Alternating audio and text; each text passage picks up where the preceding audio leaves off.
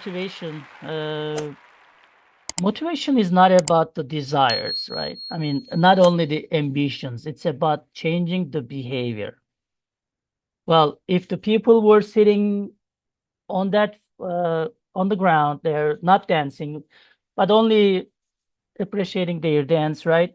You are not really motivating them. They are having fun, but it's not turning into a behavior, right? So motivation is about behavior. Three things. We call it extrinsic behavior, intrinsic reward, not behavior, reward, and then the punishment. So we get motivated if someone tells, "I'm gonna get your certification away if you don't submit your assignments." So you get scared and you try to catch up, right? That's how we motivate it, and I don't really like it. So instead, I don't want to do it personal. I want to do a system, right? And then whoever cannot meet it automatically gets out of the system, right? Extrinsic is people always trust you, telling them, "Oh, you're doing great. You look great. Your work is great. Everything is great." Every day they want you to tell them they are great. And that's extrinsic, and it falls apart after some time. So I want you to have intrinsic rewards, intrinsic motivation. Okay. You just need to be feeling good. For example, this Tuesday and Thursday, I'm feeling really good sharing these ideas with you and teaching you, and hopefully seeing some behavioral changes in your presentations, how you look at the project management, how you perform with your company. You know, that's intrinsic. You should look at the mirror and feel good. That's the best motivation that can happen. Because if I tell you every day you're great, great, great, how about I move on to another project and no one else tells you? And the new manager doesn't that type of people. He's a X type of people. We covered X and Y, remember? And he doesn't say anything good to you guys and just say, we're paying them. Of course they're gonna work, right? They're gonna work hard for me. I pay them at $100,000 a month. That's a lot. I mean, a year. Hopefully you get a month, but uh, you gotta have intrinsic. That's why I try to introduce you Jim Rohn, Russell Ackoff, systems thinking. I'm trying to do these kind of injections to your brain so you can have your own motivation. And after this class, you can open at least one Jim Rohn video or purchase his book. It's just a few dollars, really, and then try to read it. I want you to have this intrinsic motivation. Okay, really a big motivation, right? Going from motivation. The research says it is not.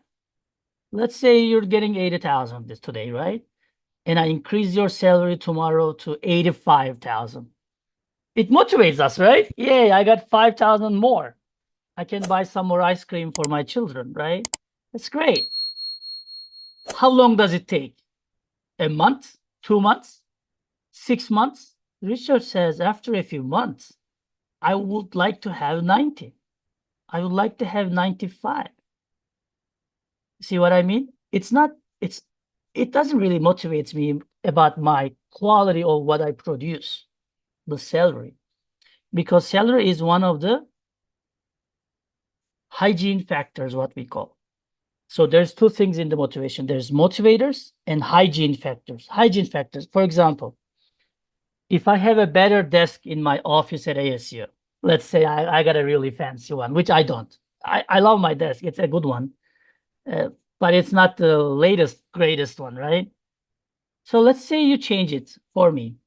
ASU purchased $1,000, $2,000 desk for me. It's gonna motivate me a few months. Then I'll get used to it, right? Then I'll get used to it. So it's a hygiene factor, not a motivator. Okay, so sometimes our supervisors and ourselves too, we mix up with those two. We think that hygiene factors are motivated. For example, they come to us and say, "You know what? We change all the chairs to the best and greatest in the conference room." It doesn't matter for me much. I'm gonna be a little bit more comfortable, but how this is gonna reflect into my work, if into my performance, it's not going to. It's not going to, right? So, for example, what is the professor? Then what's the hygiene factor? It's job security, working conditions like the lightning, or these are hygiene factors. What really motivates us is motivators, what they call achievement, recognition, growth, Like I said, are you applying one thing, in all these 12-week series? The job itself, are you doing the job that you like? There's ikigai philosophy, if anyone knows. I want you to look into that ikigai. Are you doing the job you like? You know, any reward. Uh, what is your responsibility? So we like to be promoted, right? As we promote, we have more people to manage, more work to do. It's harder, right? We are more public than before, right? Uh, but we like it. Because it's a motivator. We feel we're growing. We are propelled forward with the responsibility. These are the motivators. Okay, achievements. And then these things contribute and reflects directly into our performance. We do a better job at work with these, not changing my chair, not giving me free coffee, it's not going to change much. Okay? I want you to remember your work environment, your employers, and ponder those things. So hygiene factors is going to motivate us just a little bit, and then we're going to ask more. But motivators will impact our job. So if your company, if your project has no space for recognition, no place for promotion, not adding your value with giving you free education, sending you to conferences, whatever is the case, helping you learn more, don't stay there, because there's no motivator factor there. Okay, I'm gonna really pass here. And Maslow, you guys all know, so I don't really need to talk about this one. But I just want to say, for example, how can we do this for a student, right? Everybody knows Maslow's, right? Okay, let's look at from a student perspective. Hunger, food, sleep. Now like I said, 6,000 new students are moving in, and I see them every day in the buildings, with the dads and parents and loved ones carrying luggages and bags and things and trying to find their buildings. They are in the first level of Maslow's hierarchy. They're just trying to find the Starbucks. They're just trying to find their dorm. They go to wrong buildings. They try to ask whoever they see, hey, do you know this building, that building? They are in this level, what we call physiological level. They are hungry because they don't know where to buy a good lunch, right? And when you move on, it's safety. So job security benefits. Now in the second year, let's say, for the student, right, when they are a sophomore, they know where the Starbucks is, how to get around the campus, where the shades are. For example, when I go to classes, I know what time of the day, which building will give shade to which direction. So I get that street to go to my classes, because sometimes it's on the other side of campus. So I use shadows, right? I mean shades, because I know around. So that's safety, right? uh, Social, need to belong. And now you are junior, probably you'll find a student club that you like. You're gonna have your friends, circle. You can go out on Fridays, whatever you want to do. Maybe you go to into club, maybe a debate club, or drawing club, or speaking club, something like that.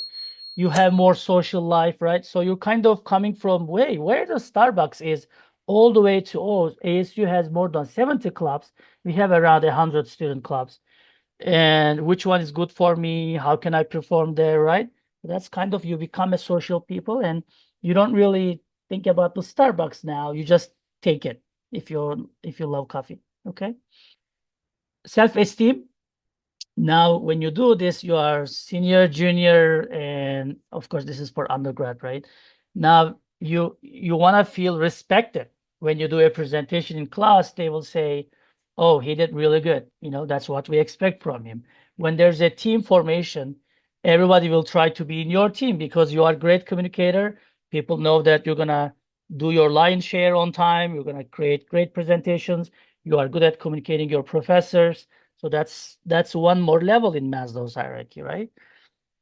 And then self-actualization. Now you really realize that you're using your full potential as a student. You are good at classes, good at social life. You can keep the balance with your work and professional life. You're trying to submit internships, applications, job applications through the end, right? Now you really even see yourself, your full potential, and you feel happy. It's Maslow's fourth, the last one. And then once you have this, now you want to give back to community. Now you want to be the president of a student club. You want to start a new club. You want to do something because now you are full of knowledge and skills. Now you want to give it back. Maybe you create a new project. Maybe you become responsible for getting the freshman first year students into their dorms, right? You get your some sort of responsibility because you wanna self-actualization. Not you are far from your physiological order right now. That's kind of where life goes on. And if you think that, professor, if you ask me, can someone come from fifth to first, like fall down? I would like to say yes, because that's what happened to me. Don't compare your chapter 1 with someone else's chapter 20. Compare your chapter 1 with their chapter 1, and is in this case as well, like Amazon. I know this website really, like I know this website really. I logged into this website. They only had books, and most of them used books. They didn't have much, and it looks ugly, right? It's not really appealing to the customer. It became like this somewhere around 2000s, and now they're like this. And if you go to Whole Foods at Tempe, that's a return station for Amazon. There was someone, and you could return to him. Now they even replaced that someone with a machine. There's no one there. You go there, you get the bag, you put it, they print out for you, I mean the machine, and then you put it in a box. And in a few minutes, they give you your money back. There's no person involved. So that's the growth. Why do this? Why not? Amazon replaced that person and saved tons of money, probably, when you think of all the locations in the US. See what I mean? I would like to say, and these are the businesses really, from Amazon Music and everything, right? AWS is one of the best, and delivery is like they have their delivery network now, shipping network. They don't trust any, they don't depend on any other business really. Unbelievable. They have physical products. They have shops around the US. It's amazing. So don't compare that.